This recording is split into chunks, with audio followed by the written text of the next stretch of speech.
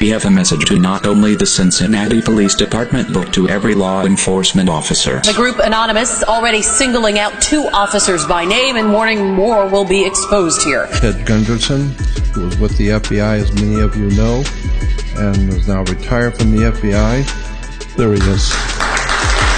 Pleasure to be here. I want you to know that this is from the old FBI, not the new FBI. They want to get their child out of the country, but they don't know where to go. They're thinking of Ecuador, they're thinking of somewhere. They think they need to get their child out of the country in order to save their lives. It's that bad. That's true. Yeah. We all need to leave the country to save our lives. We're getting ready for martial law. The extent and the scope of the spying the NSA carried out. You can take a look at the storage facilities they're building and get an idea of how much they're taking in. Like a 1 million square foot storage facility in Bluffdale, Utah. I'm standing before you today as the most highly decorated officer in the history of Phoenix, Arizona Police Department, but also the most fired officer in the history of because of some things I'll tell you about in a few minutes. But I am Major General Albert Stubblebine. I am retired Army Major General. I was responsible for all of the Army's strategic intelligence forces around the world. I originally worked as an intelligence analyst. From there moved on to 5th U.S. Army Intelligence Center, where I worked both as an intelligence analyst and as a counterintelligence coordinator. We'll be covering everything that we possibly can concerning the New World Order operations inside the United States. Today, I have with me Chip Tatum. This man is unbelievable. 25 years, CIA Black Ops operator. Chip, welcome. Tell the world about what went on behind the scenes in your Black Op operation. I don't know that the FBI has ever been, even from its inception, an honorable organization.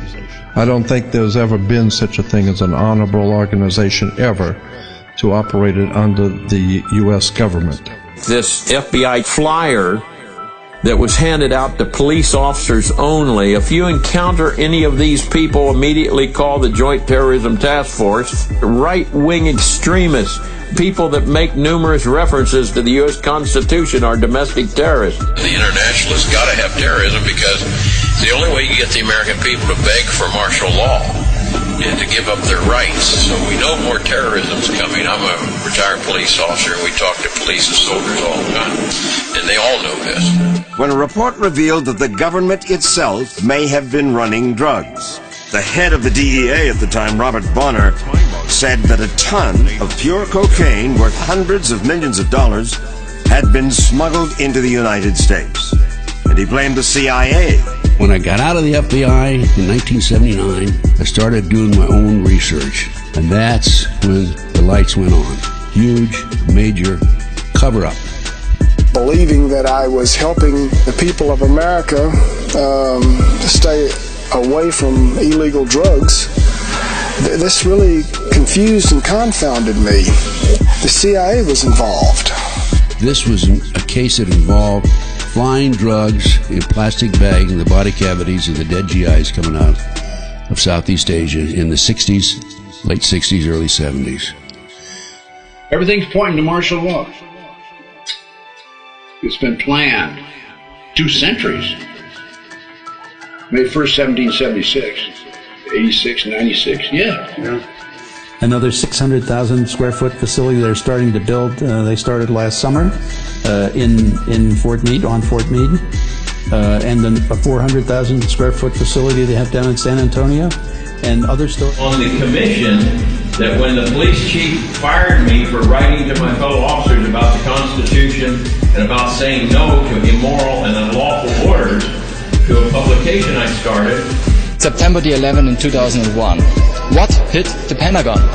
I don't know exactly what hit it, but I do know from the photographs that I have analyzed and looked at very, very carefully, it was not an airplane. The MJTF Police Multi-Jurisdictional Task Force is in virtually every state of the Union of the United States at this time. Its primary mission is house-to-house search and seizure, separation and categorization of men, women, and children in large numbers. After your capture, you were grabbed by the CIA, and why were you captured? And what led up to that? So when they told me I was to report to the colonel, I knew I was dead. I'd done Well, something not wrong. yet. I'd done something wrong, and I was gonna fixing to get it. This is what a police officer used to be, and that's what I was on the city of Phoenix. I was a friend of the people. But today, this is what we have. This one is your enforcer, and he's enforcing the New World Order locally, state, and federally. Is this state-sponsored terrorism? State-sponsored terrorism, just like the others were. Just like, the World Trade Center bombing 1 and 2.